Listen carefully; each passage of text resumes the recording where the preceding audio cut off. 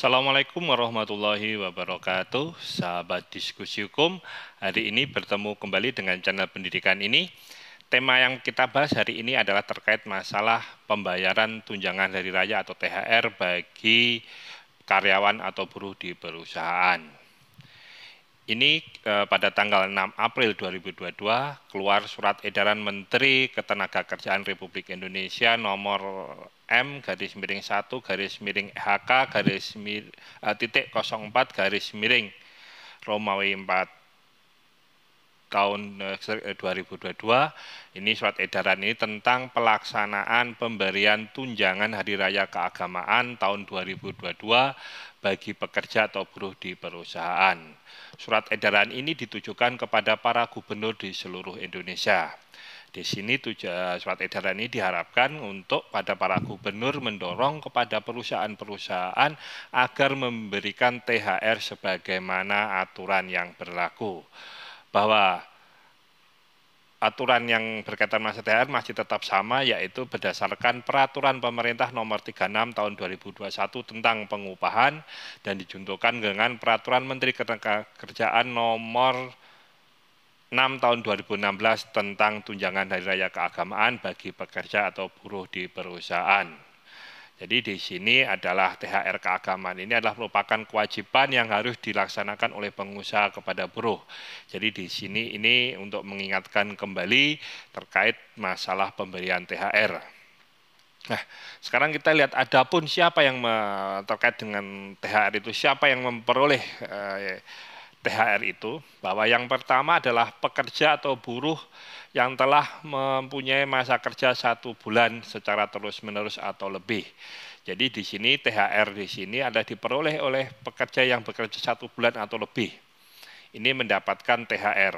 Nah, dan yang kedua, pekerja atau buruh yang mempunyai hubungan kerja dengan pengusaha berdasarkan perjanjian kerja waktu tidak tertentu atau PKWTT atau perjanjian kerja waktu tertentu atau PKWT.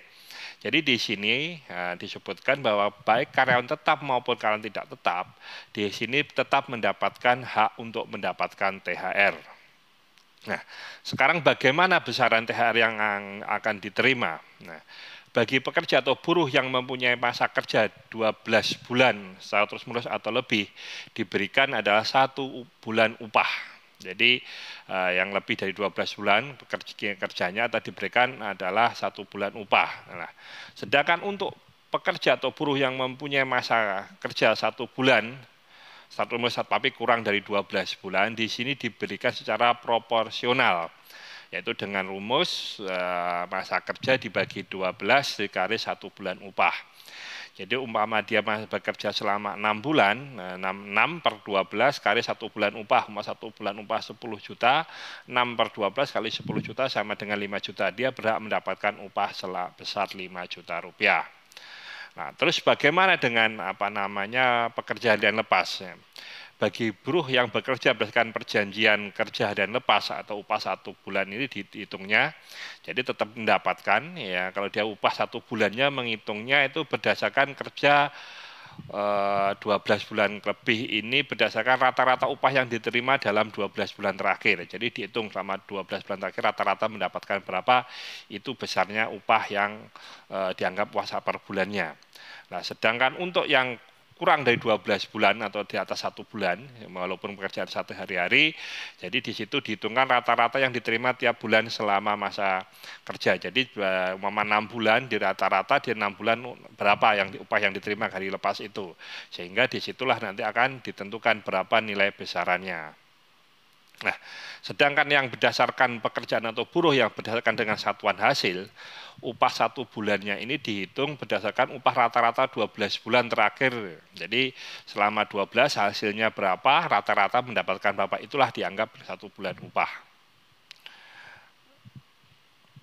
Nah, untuk ini namanya perusahaan. Perusahaan yang menetapkan besaran THR keagamaan ini ada yang berdasarkan perjanjian kerja atau peraturan perusahaan atau perjanjian kerja bersama atau kebiasaan yang dilakukan lebih besar dari THR keagamaan atau memberikan suatu THR yang lebih besar dari THR keagamaan. Nah, ini Jadi THR yang dibayarkan kepada karyawan ini berdasarkan bayarkan pada buruh sesuai dengan perjanjian kerjanya.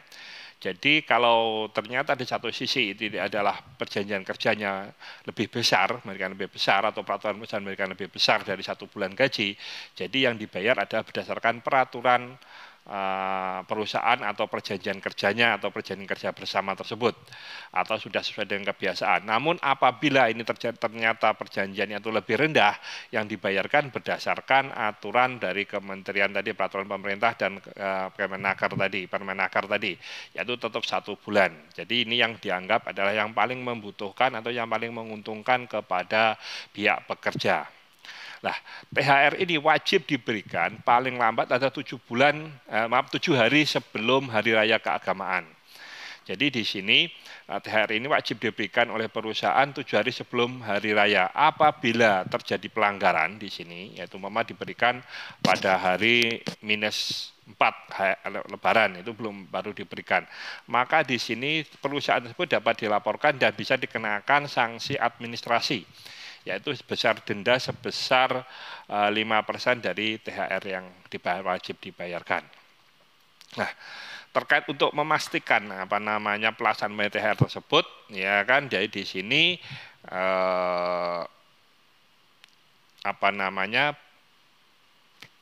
gubernur ini diperintahkan atau untuk mendorong atau menghimbau kepada perusahaan untuk memberikan membayar THR kepada pekerja atau buruh sesuai dengan peraturan perundang-undangan, yaitu baik besarannya dan waktunya. Nah, untuk mengantisipasi adanya suatu keluhan, mungkin ada